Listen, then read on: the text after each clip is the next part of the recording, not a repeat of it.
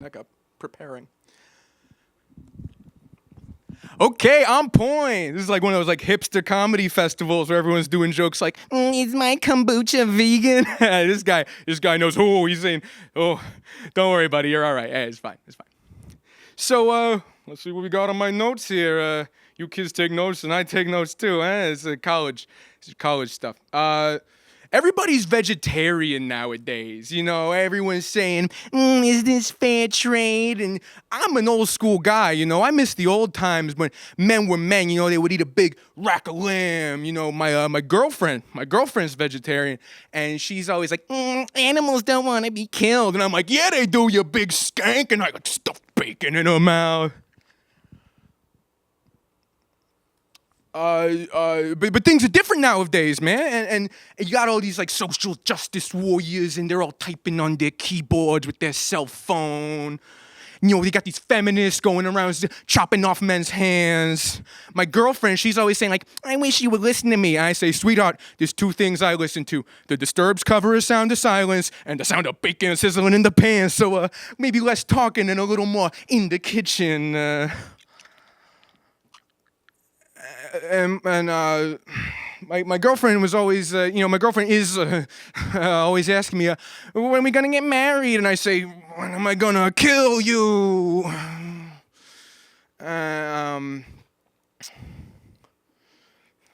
Right? I gotta be honest. I haven't told anyone yet. I didn't want to scare people, but Krista left a few weeks ago. I'm kind of on my own, and when you're on your own, you start to think about certain things, and I want to say I understand why she left, but I just don't. I treated her with respect. I'm an old school. I'm a classy guy. I would force bacon in her mouth, and but see, I'm Italian. You gotta be Italian.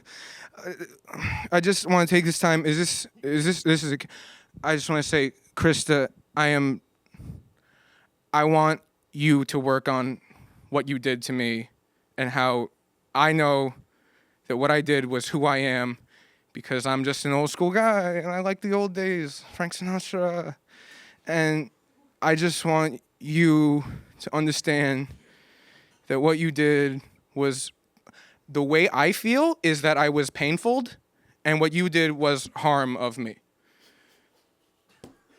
And I'm ready to forgive you for leaving. So kombucha's weird. All right. So I'm Andy. I'm Emma. And we're talking to Alex MERCURI, who's going to be performing at OnPoint Music and Arts Festival October 1st, 2016 at Stevens Institute of Technology. Hey, Alex. Hey, Andy. So can we get your full name, where you're from, and what your favorite color is? My name is Alex MERCURI. I am from North Bergen, New Jersey, but based in New York City mostly. And my favorite color, I wear all black, but I love a nice deep red. Nice. Not like a brick, but just like you ever see like the bathrooms in The Shining? Yeah. No, that's like a strong interior decorating. That is a Kubrick red. That is a deep Kubrick, just bright hammer horror blood painty red. So if I go to Home Depot, that'll be the description for it. Yeah, you'd say, I want the blood from Taste the Blood of Dracula. The one that comes out of Christopher Lee's mouth. Coming on point. Okay, where would you say your comedic voice is honed from? That's like a question I think about a lot. I'd say the easiest way to describe my comedic voice is a smarmy showbiz type / suburban dad who's just really this close to falling apart. And the people who that kind of reflects in are like Andy Kaufman, obviously. I actually went back and rewatched Andy Kaufman stuff after years of loving him, but kind of being like, of course he's great. I love him. He's a huge influence. Who cares? And rewatching it and being like, wow, we're still catching up to that dude from like the mid 70s. So Andy Kaufman's one. Phil Hartman's a big one. Tom Sharpling, Chris Gethard, Homestar Runner, Brad Neely. just all the luminaries of the field, really. Homestarrunner.net. It's .com. And the other thing is, I'm obsessed with how very masculine dudes try to process their emotions, because just like watching someone fall apart rather than just admit that they're sad or wrong is it's really funny, actually, and totally doesn't bum me out. I think we all have suburban dad on the brink of falling apart in ourselves. And our so- dads. Nah, my dad's cool. My dad's in touch with his emotions. Shouts out to my dad. Dads. Happy birthday, Dad. It was yesterday. Really? Well, it was yesterday when we're filming this. So Happy it was 4 months ago. Happy birthday, Mr. Mercury. Next up, so your comedy gets from a whole bunch of different influences from what might now be described as alternative comedy. So that's like a label that's affixed to everyone from Tim and Eric to Chris Gethard. And it's a variety of different comedy styles. But we want to ask you, what does the term alternative comedy mean to you? I think, funnily enough, alternative comedy was a thing that kind of started in the 90s with people who are now so mainstream and so bleh. That's, well, not all of them, but a lot of alternative comedy from the 90s just turned into middle-aged white guys kind of peddling in hate speech and like exercising their personal demons under the guise of comedy. True. And it just was like a lot of really angry men, angry like white men using a stage and a microphone as an excuse to like air their demons. So I think now the real alternative comedy, the new alternative, that's like the whole Don Giovanni thing, right? Isn't that new alternative music New festival? Alternative Music Festival, the week or two Don't go before. to it. Go to this. No, please. But anyway. Please go to that. Yeah, no, go to that. It has a whole bunch of diverse Go to that instead acts. of this. Diverse is a buzzword, but it really means something there. Go to that instead of OnPoint. OnPoint, thumbs down. I think we're having a couple acts who are playing there. What? Anyway, but no, I think modern alternative comedy, please cut this. This is like a 15-minute interview. Modern alternative comedy, as opposed to that, comes from a place of still being absurd and still being offensive in some cases, but in a really in a punching up way, in a way that isn't like, haha, women are sensitive, but in like that reductress thing right after that UCB scandal, the front page reductress after that UCB scandal. I'm a male feminist, by the way. I love telling women what they already know. Hi, Emma. How are you?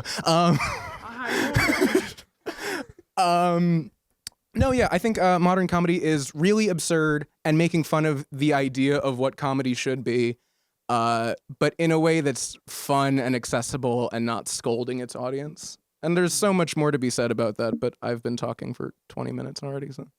What's the next question? Okay, what can we expect from your set during OnPoint? I actually just used this term earlier today to describe my set to someone. It's going to be a multimedia breakdown. It's going to be, again, a man unraveling with the help with musical accompaniment, and a man. There's going to be my hair's going to be probably in a top knot. I'm still figuring out how deep my V-neck is going to be.